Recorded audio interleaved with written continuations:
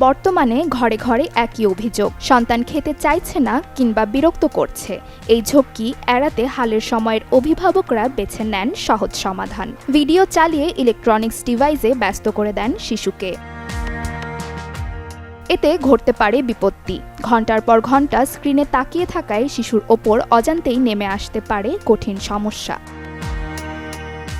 ডিভাইসে সময় কাটানো অর্থাৎ স্ক্রিন টাইম শিশুর ভাষা বিকাশে ফেলতে পারে ভয়ানক প্রভাব। স্ক্রিন টাইম বেশি হলে শিশুদের যোগাযোগের সমস্যা হয় আর এ থেকেই বাধাপ্রাপ্ত হয় তাদের ভাষা বিকাশ। বিশেষজ্ঞরা বলেন ৩ বছর বা তার নিচের শিশুরা স্ক্রিন টাইমের কারণে কথা বলা শিখতে পারে না। কারণ শিশুদের কথা শেখাতে দরকার মনোযোগ। তাদের সাথে প্রচুর কথা বললে এবং তথ্যের আদান প্রদান করলেই সহজ হয় এই প্রক্রিয়া।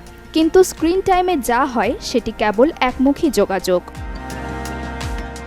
অন্যদিকে যেসব বাবা মা ফোনে বেশি সময় দেন কিংবা কাজে ব্যস্ত থাকেন তারা সন্তানের সাথে সময় কাটাতে পারেন না। ফলে সন্তানের সাথে প্রাথমিক যোগাযোগটিও হয়ে পড়ে দুর্বল। আবার 2019 ও 2021 সালের একটি গবেষণা বলছে যেসব সন্তানের বাবা মা বিষণ্ণতায় ভুগছেন বা মানসিক চাপে আছেন তাদের সন্তানেরা তুলনামূলক বেশি স্ক্রিন দেখে সময় কাটায়। স্ক্রিনের দিকে তাকিয়ে থাকার ক্ষেত্রে শুধু সময় নয়, পরিস্থিতিও একটি বড় প্রভাবক। যেমন টেলিভিশনে কিছু দেখার পাশাপাশি কোনো শিশু যদি নাচ, গান, ছড়া নিয়েও সময় কাটায় কিংবা পরিবারের সবার সাথে যোগাযোগ করে তাহলে সে শিশুর ভাষা নিয়ে সমস্যা হওয়ার সম্ভাবনা কম। অন্যদিকে যে শিশুটির পরিবারের সবাই ব্যস্ত, যাকে খাওয়ানোর সময় ঘুমের আগে স্ক্রিন দেখানো হয় এবং বয়স উপযোগী কথা বলা হয় না, তার ভাষা নিয়ে সমস্যা হওয়ার সম্ভাবনা বেশি। এর সমাধানে অনেক বিশেষজ্ঞ বলেন অভিভাবকদের স্ক্রিন টাইম নির্দিষ্ট করে দেওয়া উচিত। পাশাপাশি অবলম্বন করতে হবে কিছু বাড়তি সতর্কতা।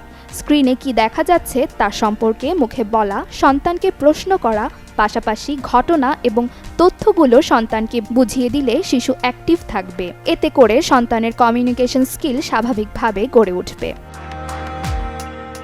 স্ক্রিন টাইম শিশুকে তার পরিবারের সঙ্গে সরাসরি যোগাযোগ করতে ও শিখতে বাধা দেয়। শিশুর মনোযোগ স্ক্রিনের দিকে থাকলে তার আশেপাশে কি হচ্ছে শিশু তা বুঝতে পারে না। এ সমস্যা গুরুতর হলে শিশু প্রতিবন্ধীও হয়ে যেতে পারে। তাই সঠিক পদক্ষেপ মেনে শিশুকে সময় দেওয়া জরুরি।